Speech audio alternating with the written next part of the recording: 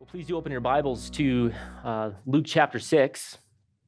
It's the Gospel of Luke, and we are in chapter 6. This morning we continue in our study of Jesus' teaching on the Sermon on the Mount. We've officially finished the introduction, which is verses 20 through 26, a section perhaps most famously known to you as the Beatitudes.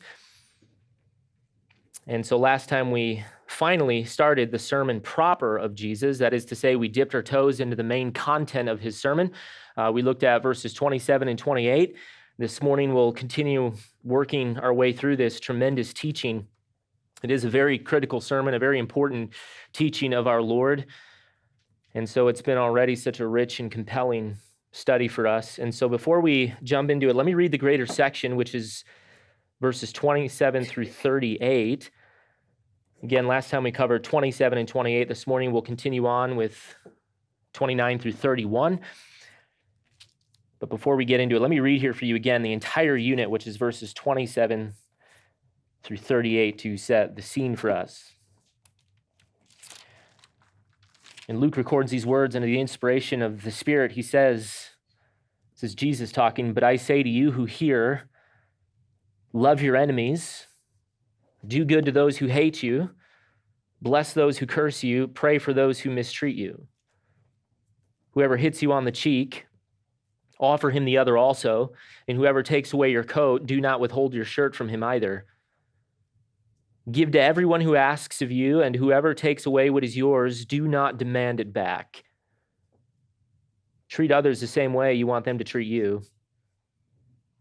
If you love those who love you, what credit is that to you? For even sinners love those who love them. If you do good to those who do good to you, what credit is that to you? For even sinners do the same. If you lend to those from whom you expect to receive, what credit is that to you? Even sinners lend to sinners in order to receive back the same. But love your enemies, and do good, and lend, expecting nothing in return, and your reward will be great, and you will be sons of the Most High.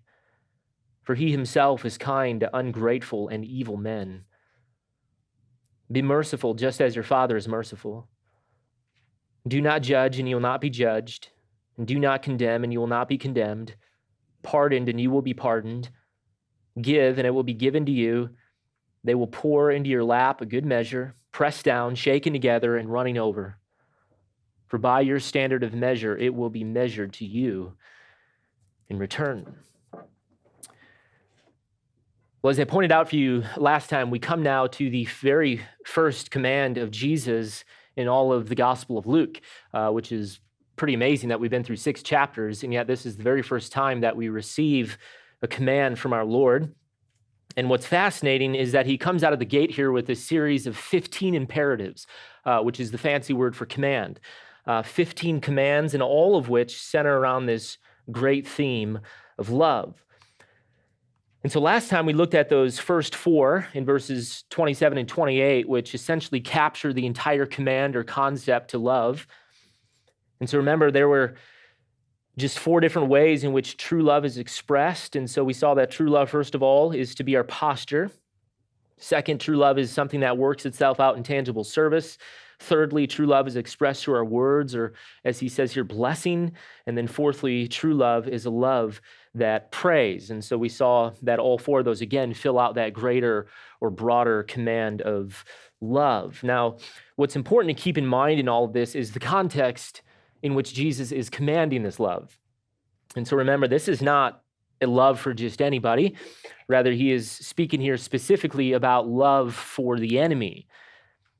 That is to say, for those who oppose you, or more specifically, those who oppose the gospel. And so remember, these aren't enemies in just any category of life, but these are explicit enemies of the cross. These are enemies of the gospel. These are enemies of those who oppose your profession of Jesus Christ as Lord. These are those who are hostile to you because of your devotion to Jesus Christ. Again, verse 22, these are those who persecute you, notice, but on account of the Son of Man. And so there is a very explicit reason for why these people are in opposition to you. And so as we talk about love throughout this section, just keep in mind that Jesus has a very specific context in mind. People use these verses all the time for many different things. You're hearing it a lot these days, but the context here is the Christian's love for the enemy, or love, more specifically, for their persecutor. In fact, remember, the Sermon on the Mount is primarily a sermon about what true discipleship is going to look like. And so as he begins to address his true disciples, or those who have ears to hear, as he says here in verse 27, he's beginning to prepare them for all that he knew was to come, which, of course, would be tremendous suffering. It would be rejection. It would be hostility, and for the sake of the Son of Man, again, verse 22. And so what I tried to bring out for you last time is that his overarching point in this passage is that to truly follow him requires that not only do you suffer as he suffered, but that you follow his example in how he suffered, and specifically why he suffered. That is to say that you are to love your enemy in the midst of your persecution, and because it is through that love through which salvation for the enemy is made possible, which of course is the goal of love. And so you can go back and listen to that if you missed it, but what we come to now here this morning is what love requires of us if love is to be true, or if love is to be an effective kind of love. In other words, love is not just some abstract or sentimental idea, but rather love, if it's a true love, will actually accomplish something. That is to say, it will bear fruit. Love will bring something into being. In fact, never forget that Jesus' love for the sinner, his love for the enemy, actually accomplished something. It actually brought salvation about. His love effectively redeemed. It effectively reconciled the enemy to him. And so in a similar way, if we're now a disciple of Christ, then our love as well will produce something. It will accomplish something. And that is the point that he is going to be stressing throughout this section. True love always produces fruit. And so when it comes to the topic of love, and when you think about love, there might be various things that come to your mind. So for example, some people think about warm feelings. Some people think about just being a supportive person. Some people, of course, think often of romance.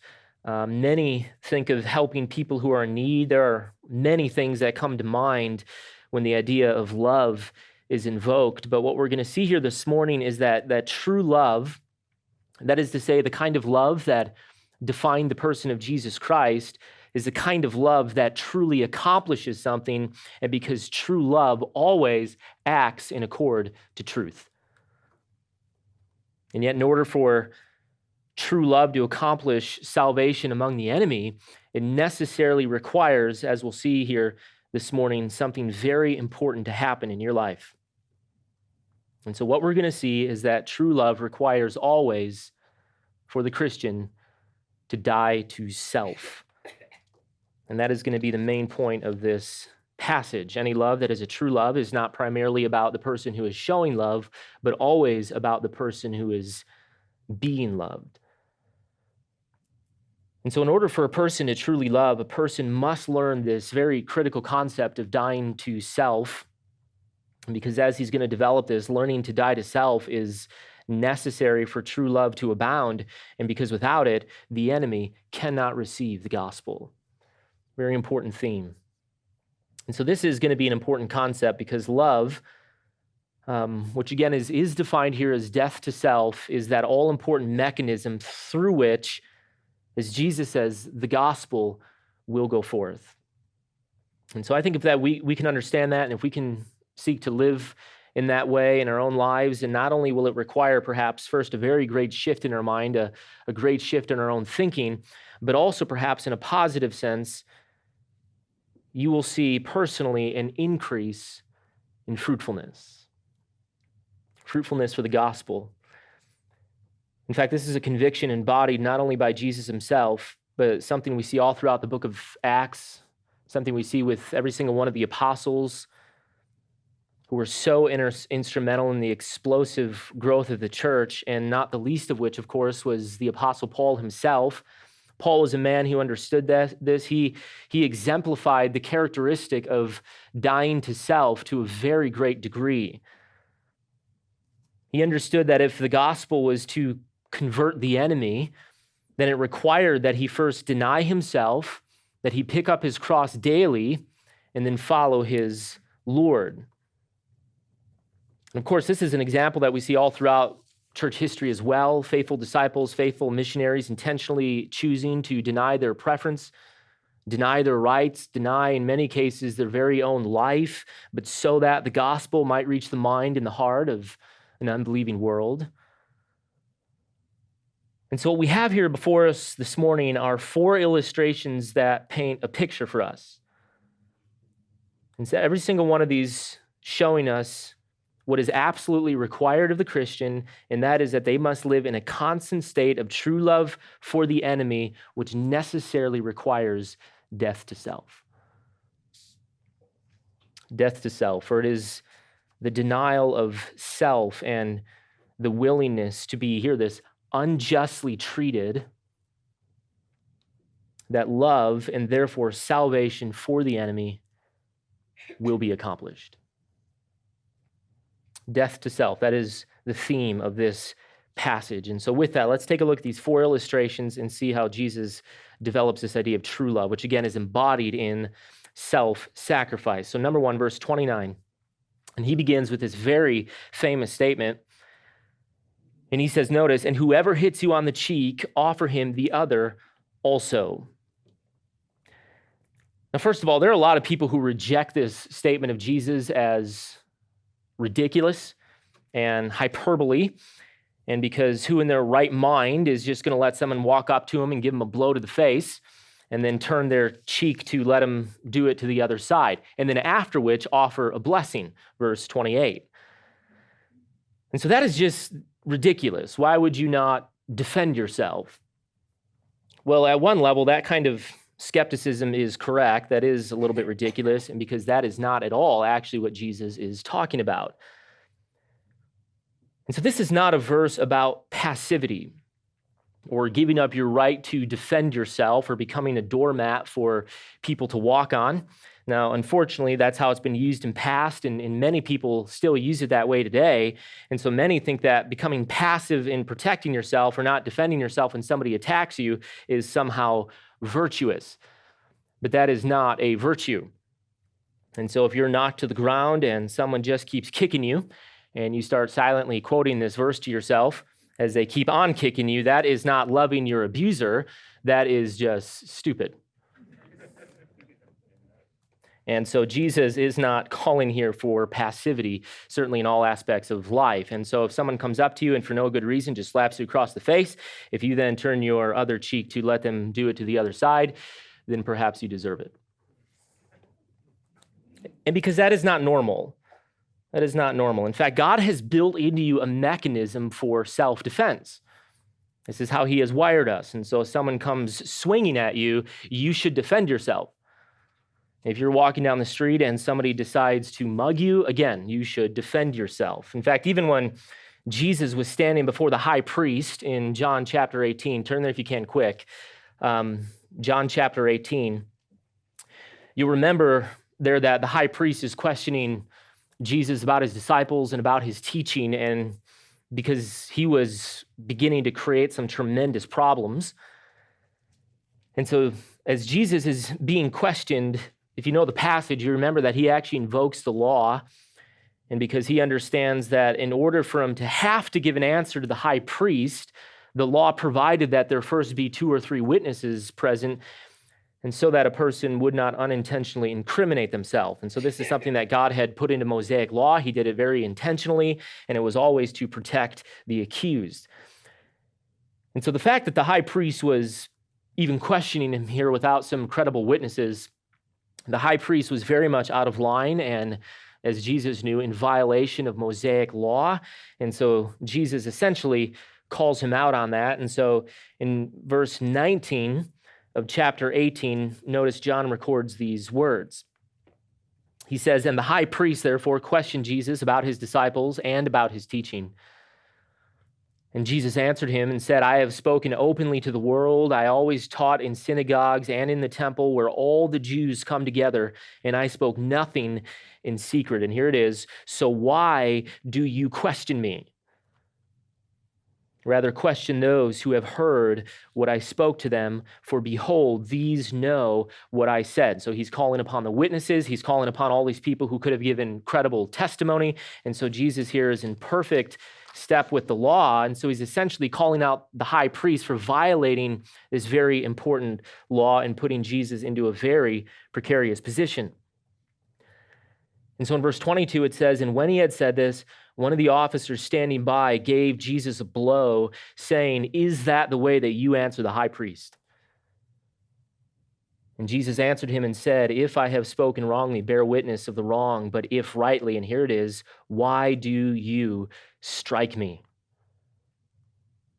In other words, Jesus has just been struck in the mouth, and yet instead of turning the other cheek, he questions the injustice of the act. Which of course means then that if Luke 6:29 is to be taken literally and is indeed arguing for some kind of passivity, then Jesus in John chapter 18 just broke his very own command, right? And so obviously that is not what Jesus is arguing for in Luke chapter 6. Paul as well does this in Acts chapter 23. You can read the story on your own, but Paul does this when he's unjustly struck in the mouth at the command of the high priest there, a high priest at the time named Ananias. And yet, once again, in that account, you'll see no turning of the other cheek by even the great apostle himself. In fact, Paul even gets a little bit mouthy and is outraged at the injustice of this high priest.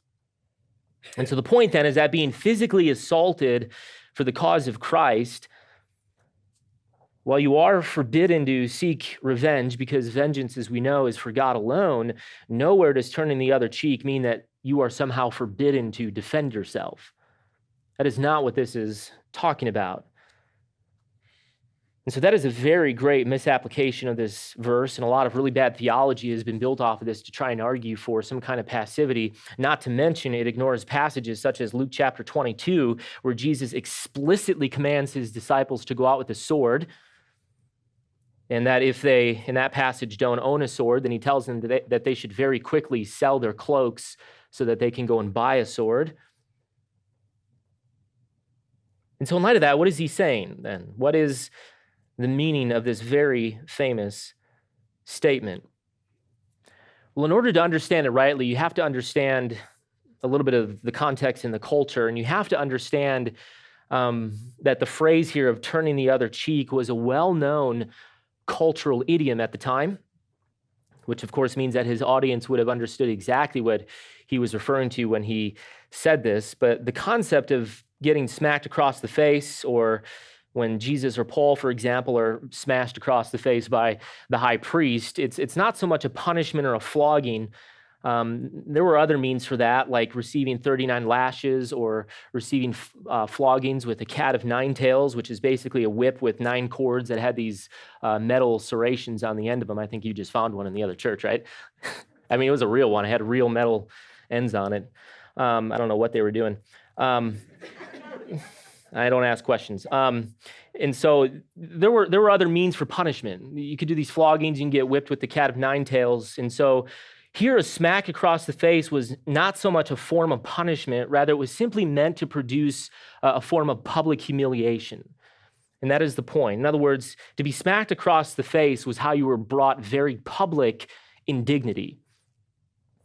And so when he says turn the other cheek, it simply means that whenever you're humiliated or whenever you receive shame on account of Christ, or you're receiving hostility or anger, and again, explicitly for the name of Jesus Christ, he's simply saying that whenever you're scorned and rejected on account of his name, that you are called in that moment to just keep on loving, and then here's the point, to keep on enduring more shame. Turn the other cheek. And so certainly as a follower of Jesus Christ, you are forbidden to seek revenge or return hateful action for hate, but rather as a follower of Jesus Christ, what he's saying is that you are to endure suffering without retaliation, but then just get ready to endure more. That is his point. Turn the other cheek. Be willing for the cause of Christ to receive more shame and never seek your own revenge. In other words, when you boil it all down, the underlying principle is that he is calling for a love that is inexhaustible and limitless. And so you can be righteously angry at the injustice. You can be appalled at the hate and the anger. But the Christian and the follower of Jesus Christ is forbidden to get even. But then on top of that, they're also commanded to now actively show love. And that is his point. You are to keep on seeking their good, which of course is a very difficult thing to do. And because the moment that you're crossed, there's just something within you that wants to rise up, right? This is true for you, you know this, and especially in the name of justice.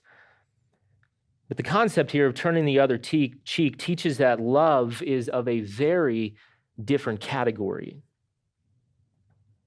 In fact, love is not necessarily justice, is it? Rather, love endures through injustice. And then above and beyond merely enduring rejection, love still seeks the good of the unjust enemy, which is something very counter to this world, especially in a day in which everyone right now is fighting for their own justice. And yet, love, as Paul will say in 1 Corinthians chapter 13, is something which does not seek its own. It does not seek its own. That is to say, it does not seek its right. It does not seek its just return. Rather, love seeks always to build up. It always seeks to bring good to another. And so Jesus here calls us in the midst of the hostility to keep on loving, and especially when we know that more hostility is to come. And so Jesus here says that if you're one who's truly following after him, then you will be known by your ability to love another. In other words, when hostility comes, will you endure more? That is the question. And yet, as you endure and show love for the enemy, what you actually do is you now create the very opportunity to show why you are so different. That you are not about self, that you are not about their harm despite their harm to you, but that you are about your enemy's eternal good.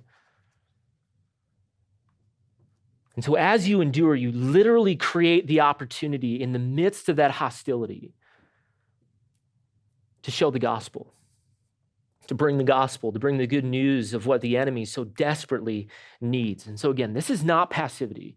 Make no mistake, this is not passivity. This is not the refusal to defend yourself as if that was in and of itself virtuous. That makes very little sense of the context.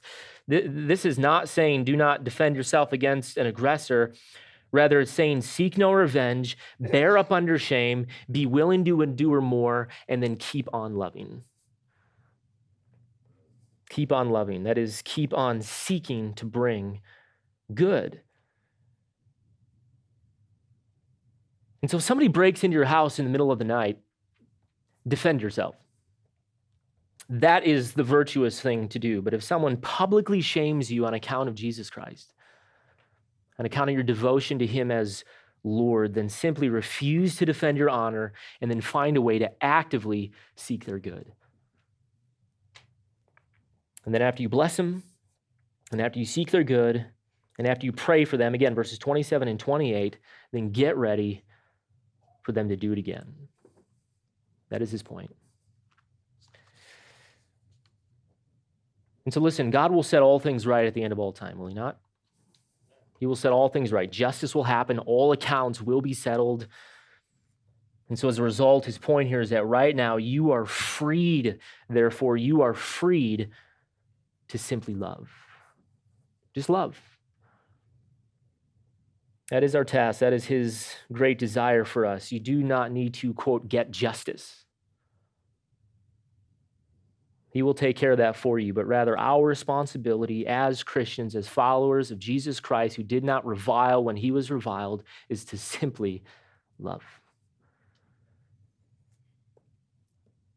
Number 2, second illustration, end of verse 29.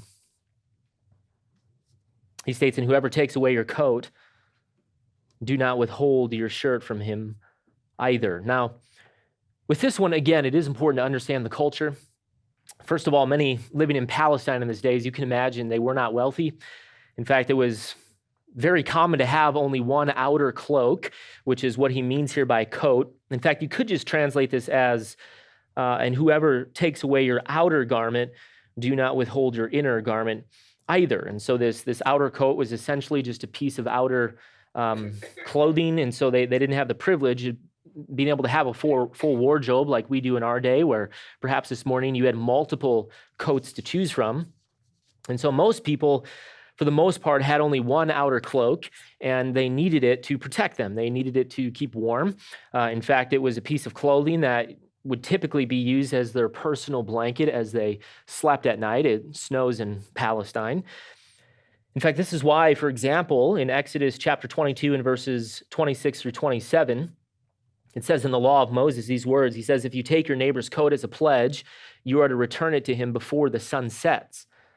For that is his only covering. It is his cloak for his body.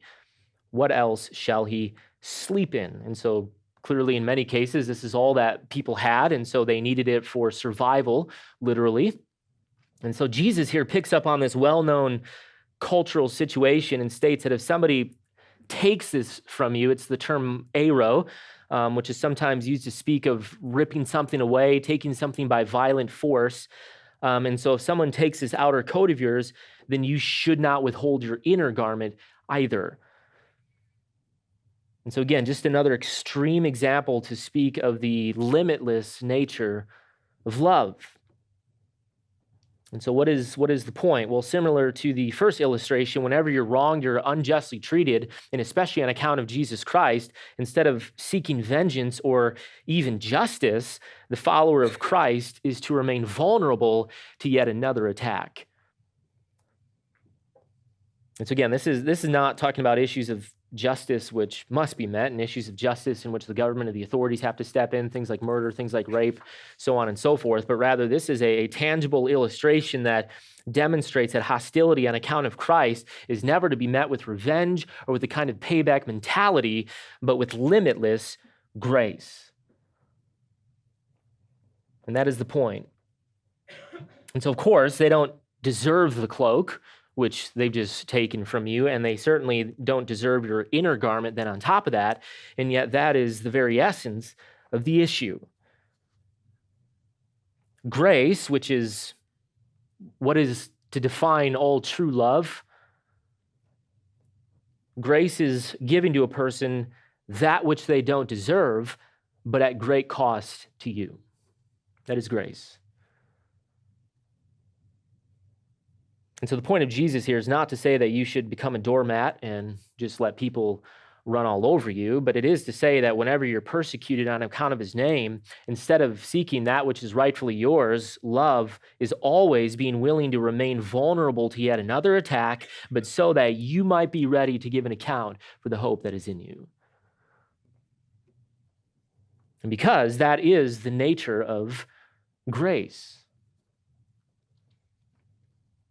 Now, since God is a God of justice, you might be wondering why Jesus isn't calling you also to rise up and seek that justice. Well, I suppose technically you could. Technically, you could fight for justice. Technically, you could demand that which is right in both the sight of God and all men. But what I think Jesus is getting at here, and hear this, is that true love is a far greater pathway to the gospel than justice, because true love, which is the embodiment of grace, is the essence of what the gospel is.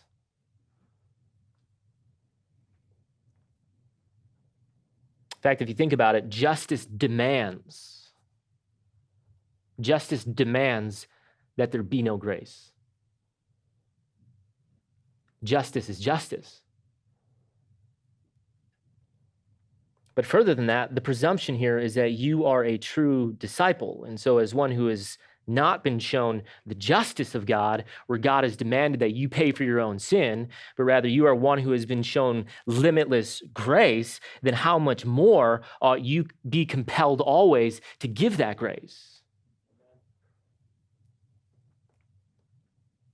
In fact, just think about this for a moment.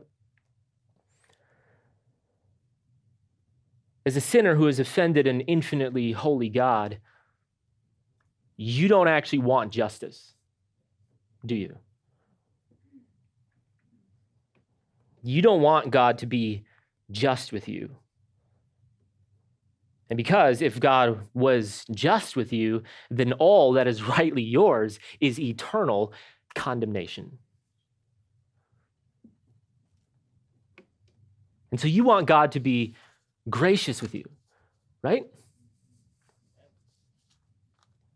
You want that which you don't deserve, which is salvation. You want an eternal pardon from your sin, which doesn't mean not guilty. It means guilty, but pardoned. And so God, being the gracious God that he is, not only doesn't give you that which you do deserve, which is hell, but then on top of that, he also gives you grace, which is that which you don't deserve, namely heaven. And so as a follower of this gracious God, where you've been pardoned from an eternal offense against an infinitely holy God, the question becomes, then how can there really be a limit to the grace that you show the enemy?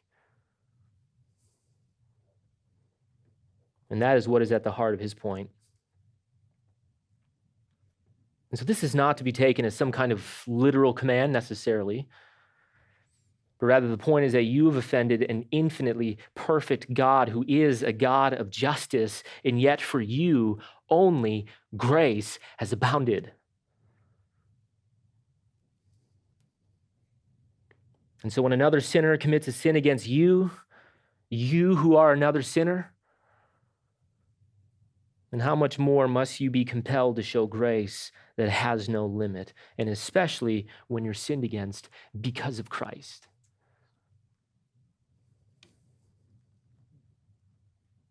In fact, as one who's been shown an infinite measure of grace, then how unjust would it be to deny a person of grace?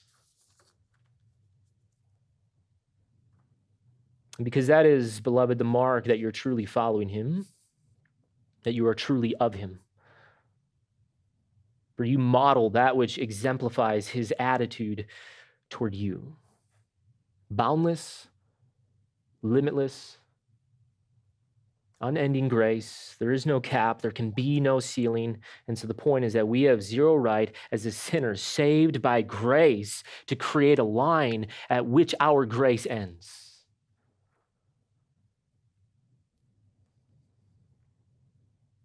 Illustration number 3, verse 30. He states, and give to everyone who asks of you. Give to everyone who asks of you. Now, with this one, the principle here is that true love meets needs, but without prejudice. True love meets needs without prejudice. Now, of course, this would have been very important for Jesus' audience, who were primarily Jewish and therefore had a pretty good disdain for all that was Gentile, that is non-Jew. And so the word here for everyone, give to everyone who asks, is very important. And so again, here we see the concept of self-denial. The Jews were God's chosen people. They were his people. And so the thought of having to deny self to meet the needs of a non-Jewish person would have been very radical. And so Jesus here comes along and says that true love cares always, but for the enemy. And so in the context, again, where a non-Jew would have been the enemy, this would have been extremely radical. Now, the term here for ask means just that. There's nothing deep, there's nothing unique about this word. It's just that standard word for ask or to request. And so this is not a person who is necessarily demanding something of you or seeking an unjust profit from your good graces. Rather, the idea here is a person who is in genuine need, but who understands that you have the ability to help them. Now, again, there's nothing unjust necessarily technically on the face of things to withhold that aid. But again, this is where the concept of grace comes into play. And so for the Christian, one who's been shown grace, they don't really have an option. This is, notice, a command of Jesus. This isn't just a suggestion or a nice thing that you can do when you're in the right mood or you have a little bit of extra cash. In fact, Paul would say in 1 Corinthians chapter 4 and verse 7, what do you have that has not first been given to you? And so as one who has been shown immeasurable grace, there is no room in the Christian life to ever withhold anything when there is a person in genuine need. Now, that is not to say that to give without prejudice necessarily implies that you are to give without discernment or wisdom or prudence. In other words, just because somebody says that they have a need, that is not a magic phrase for which you should just open your wallet. In fact, there are many times where I have personally counseled people not to give something to somebody after I hear of the situation, and because sometimes giving to a person is not grace, or it is not necessarily the loving thing to do. Rather, it is something which now simply encourages negligence, or encourages laziness, or helps a person to continue in their bad behaviors or their poor decision-making. In fact, there is a point in which now that the person knows that they can take advantage of your grace, or keep leeching off the gracious hearts of Christians, or perhaps even a local church, or worse, just keep guilting them with sob stories or making them feel like this is what Jesus would do, well, I would say that that is the point in which the Christian ought to go back and read the Proverbs.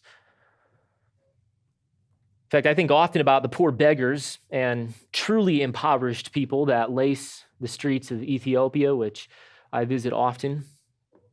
Most of them are incredibly hardworking, many of them putting in 12 to 16-hour days, but just so that they might eat. In fact, many of the Christians there have a profound sense of why Jesus told the church to pray, "Give us this day our daily bread," something which most of us never think of having to pray. And so these people live in inescapable poverty. And yet their poverty is not due to their laziness or thinking that they're somehow owed something, so they're just wanting or waiting on the government or voting for certain policies as if that is the true role of the government anyway, biblically, but rather their condition is simply a result of the circumstance into which they've been born.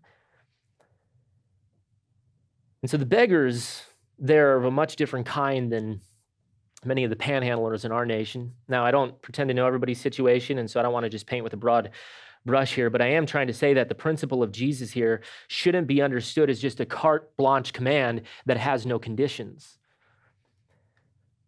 In fact, the Proverbs would say, let him who does not work, what? Not eat. If you don't work, then you don't eat. That is a biblical worldview. That is how God sees things. And so when you just keep giving to a person who refuses to live in accord to biblical standards, I would argue that you're not actually helping them. But the Proverbs will say often, for example, in chapter 19, to rescue a fool guarantees that you will need to rescue them again. It's phenomenal parenting advice, by the way.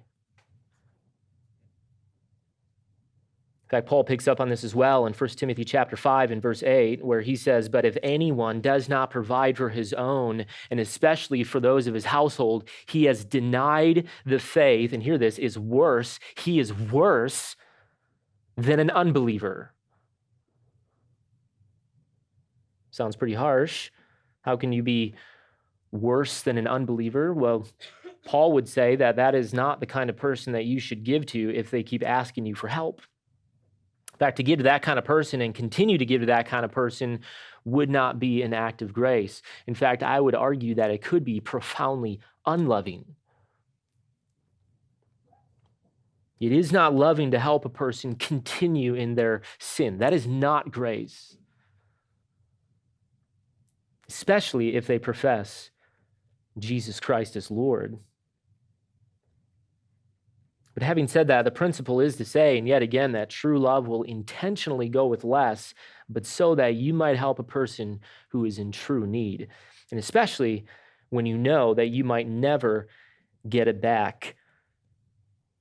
For Proverbs 19 and verse 17 will also say, he who is gracious to a poor man, notice, lends to the Lord, and he, God, will repay him for his good deed. And so if anyone asks you for help, the loving response, according to Jesus, is always to say yes.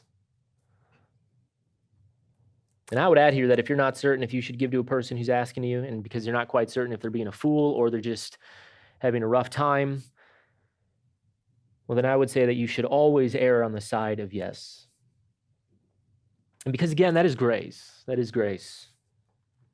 And so if for some reason you end up being taken for a ride by a person, then it doesn't really matter because God is still going to sort it all out in the end. And so our responsibility is not to work hard at finding reasons for which we should not give, but rather work really hard at finding ways to give above and beyond, and especially when you have been wronged. And because do not forget, the context here is in reference to those who oppose you on account of the gospel. And then finally, verse 4, end of verse 30, or number 4, end of verse 30. Notice he states, and whoever takes away what is yours, do not demand it back. Whoever takes away what is yours, do not demand it back. Now, this one's a bit more difficult, and because this is not a person who's just asking like the previous one. Rather, notice this is now a person who has taken it away. Again, this is that same word that we just saw here at the end of verse 29. It's the word airo, which again carries this idea of violence or removal by force. And so the idea here when he says, do not demand it back, is the idea of retribution. And so the underlying point is that true love, hear this, never seeks to get even, and especially when you have been harmed on account of Christ. That is the principle. So perhaps this is theft, perhaps this is the pillaging of your property, but whatever it might be, the point is that in order to seek somebody's good, as Jesus has called us to here, it presumes that it is not possible to seek a person's good if you're also trying to get even. In fact, those are opposing efforts. You cannot show grace if you're also trying to get even or demand your rights. They are a contradiction of terms. And so again, even in the name of justice, it is impossible to show grace if your goal, think about this, is to give to a person what they truly deserve. And so again, here you can demand your rights, you can demand justice, you can demand equity, whatever it might be, but just understand that the gospel and therefore Christian love is not a message of justice, but a message of grace.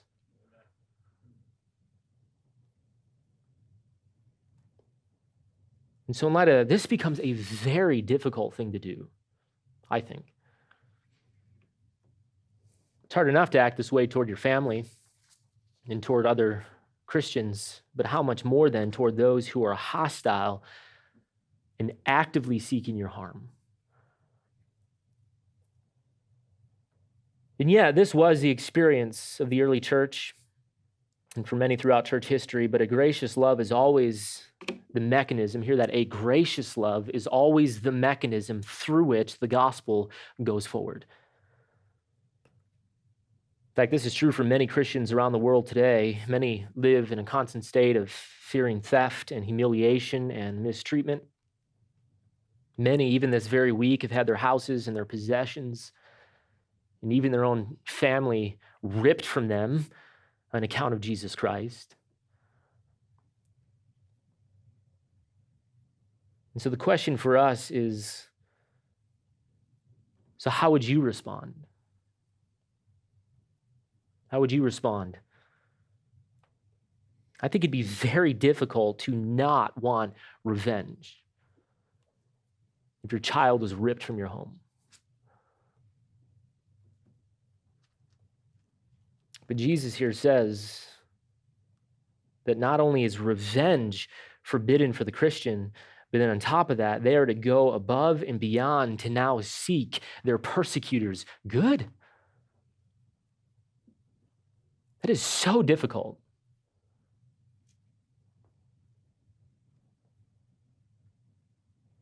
And yet that is something that is not only possible for the Christian. In fact, it is only possible for the Christian. There is no other kind of explanation for that sort of response. You don't see that in any other realm of the world. Seeking the good of somebody who has brought you harm is a distinctly Christian response. In fact, there's a lot of social efforts and causes these days. You know this. But what's fascinating to watch is at the moment that a person or an effort is crossed, you see those efforts stop immediately. Social good is worthwhile, but only as long as the person who is seeking your good, or the person whose good you're seeking, doesn't put you into a bad position. But the Christian's call is to go so far beyond that. The Christian's call is to seek the good of the enemy, to seek the good of one who is actively seeking to bring you harm, and especially, again, as a result of the gospel. In fact, notice verse 31. He sums it all up with what is perhaps one of the most famous statements in all of the Bible, and he perfectly captures everything that he's been talking about. And so he says in verse 31, and just as you want people to treat you, in the same way, treat them. Someone once told me that the fallacy in this so-called golden rule is that not everyone wants the same thing. But that completely misses the point. Again, the point in light of everything that he's been saying is that you are to treat people, notice, in the same way that you want to be treated, which is what? Well, not with justice. Again, you don't want justice. You want grace. And so in an utterly graceless society, where everyone right now is demanding justice for every micro offense, what should the Christian do? The Christian is to love. And how is love displayed? Always through grace. And what does grace require? Well, that when you're wrong, that you not only not seek revenge, but then on top of that, you give bountifully beyond that which they don't deserve. Which again necessarily implies that you've just experienced, hear this, injustice.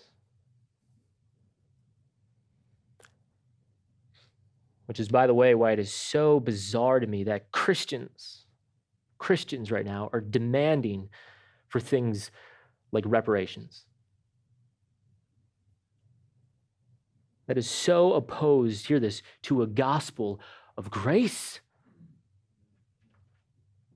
where you do not demand that which is rightfully yours.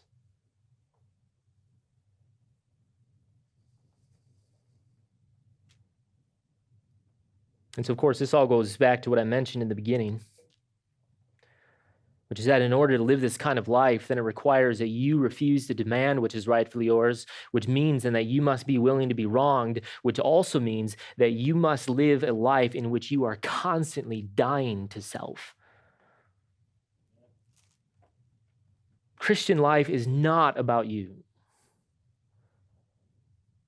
The Christian life is a perpetual state of dying to you. And so that you might seek the good of another, but for the ultimate purpose of bringing the gospel. And that is especially true in the face of persecution. For how you respond to your persecutor, according to Jesus, will open incredible avenues for the gospel. And so just to bring this all to a close, if you had to boil it all down, what is the character that defines the kind of love that Jesus commands? Well, it is a love that embodies grace. And that is what I want you to walk away with this morning. Again, love is dying to self. It's a willingness to be wronged, but so that others might receive that which they don't deserve.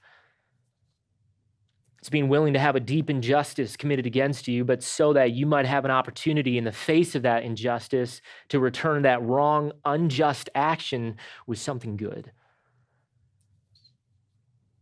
And why? Well, so that the very same love which God has shown to the sinner might be put on tangible display through you. And so the point of Jesus here is that the most vile of sinner, especially the persecutor, will be convinced of your message, which is a message of grace, if they can see it in action. If they see that God's grace is a true transformative power. And so when you love a person, and again, especially a person who is actively seeking your good and is opposed to you and showing you much hostility, when you love that person, then you demonstrate to them the power of the gospel to produce in you a kind of love, hear this, that they cannot understand. Because it is a response that is truly otherworldly. In fact, it's when you act in such a manner as this that you truly demonstrate the character of our Lord. And so they see Jesus in you. 1 Peter 2:21-23 states that we have been called for this purpose, since Christ also suffered for you, leaving you an example for you to follow in his steps, who committed no sin, nor was any deceit found in his mouth, and while being reviled, he did not revile in return. And while suffering, he uttered no threats, but kept entrusting himself to him who judges righteously. So how is Jesus able to love? Well, first of all, it's what was truly in him, as we saw last time. But second, notice or hear this, he entrusted himself to the Father who will set all things right. And so when we come to grips with that and become controlled by that wonderful truth that God will set all things right, then in that truth, again, we are now free to love entirely unconditionally. And so please hear me carefully, but while grace is truly unjust, because it gives to a person that which they don't deserve, never forget that God is still a righteously just judge. And he will not let any unjust action or even thought go unpunished. But in light of that impending reality, then, the truth is that we have been set free to no longer have to defend ourselves. That are set free to love in a manner that displays the very grace shown to us, which means that for the Christian, hear this, it is profoundly okay in this life to be wronged. It is profoundly okay in this life to be wronged, to have injustice committed against you. We are not to be a people primarily who fight for justice, but primarily a people known for showing love and shining grace toward those who least deserve it. And because you have been saved by a gospel of grace. And yet when you do that, you put yourself and your circumstance, as difficult as it may be, into the hands of a just judge. This is exactly what Christ did when he was reviled for no wrong thing. He just kept on entrusting himself, present tense, so day by day, moment by moment, he kept on entrusting himself to the Father. And so as a result, he unjustly went to the cross. He unjustly hung on the cross and took on the full wrath deserved for those who were hostile toward him, which is you and me. And yet when he did that most phenomenal act of grace, what he perfectly demonstrated to a world of watching sinners was the unmeasured, limitless love of the Father. For he loved the sinner while they were yet in the state, hear this, of hating him.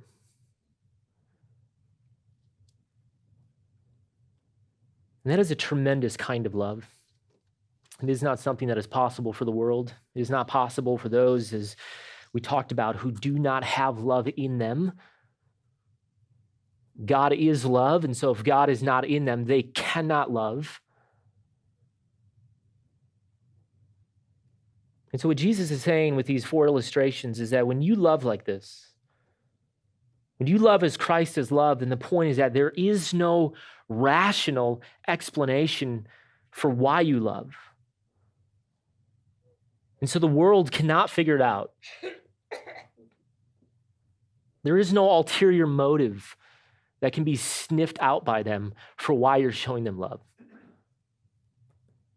There is no personal gain to be had in loving the sinner. In fact, often there's only loss and humiliation. There is a very great cost to loving the enemy. And so in that sense, then, if you think about it, that kind of love is both pure and undefiled.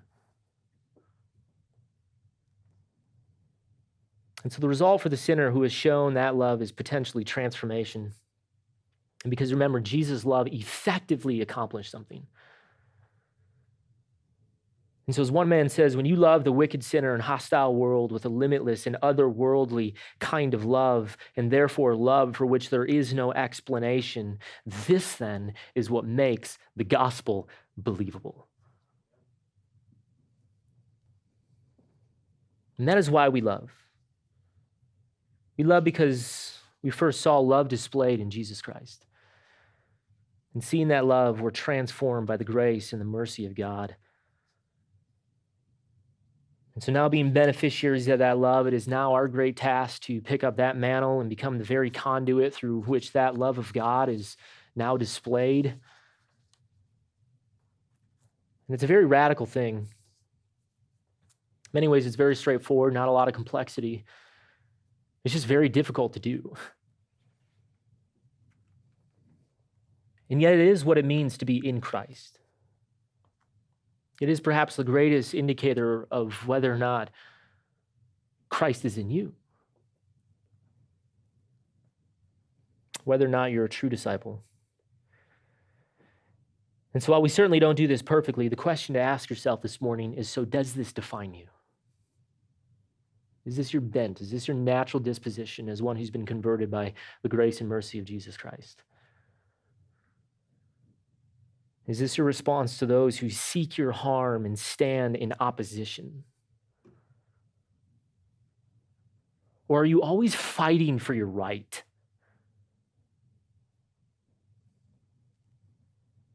Are you always trying to defend yourself when someone does you wrong?